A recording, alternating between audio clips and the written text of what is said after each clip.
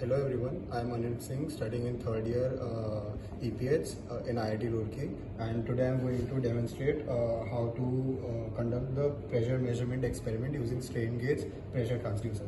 So as you can see, this is the diaphragm. These are the 4 strain gauges connected to the diaphragm, and we cannot access the internal mechanism of it, but this is basically the 4 strain gauges which are then connected to our electronic circuit, which you can see over here.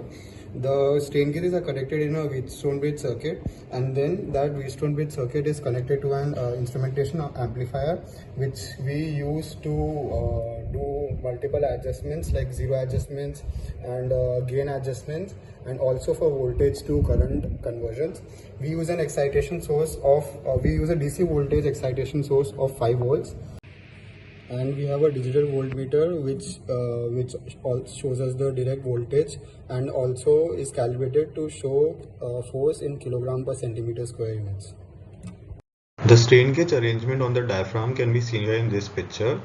As the diaphragm experiences both tensile and compressive strain, we use 2 strain gauges along the radius to measure the tensile strain, and which is R1 and R3, and we use 2 along the circumference or periphery of the diaphragm, R2, R4, which respond to the radial strain. This arrangement yields high sensitivity and fairly good temperature stability. All 4 strain gauges are connected to form a 4-arm active Wheatstone bridge, which has a 5-volt DC excitation source in this experiment. The output is then fed to the instrumentation amplifier. So for a mechanical pressure sensor, we have an oil tank inside over here, on which we can apply pressure using this screw. This screw will force a sealed wall into the oil and increasing its pressure.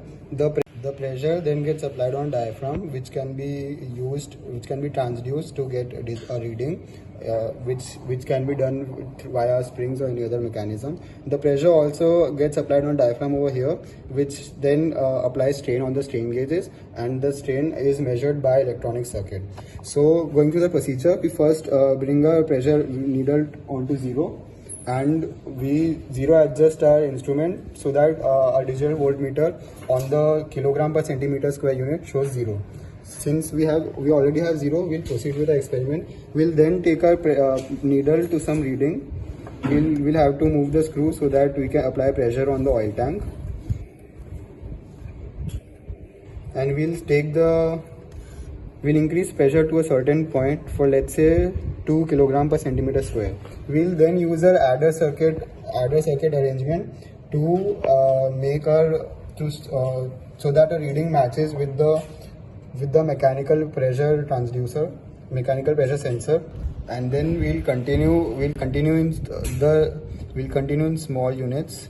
Our mechanical pressure sensor has a resolution of 0.2 kilogram per centimeter square. So we'll move in units in steps of 0.2 kilogram per centimeter square, and we'll keep measuring the reading shown by our electronic circuit, and we'll increase the pressure in steps of 0.2 up to, let's say, a value of 4 or 6.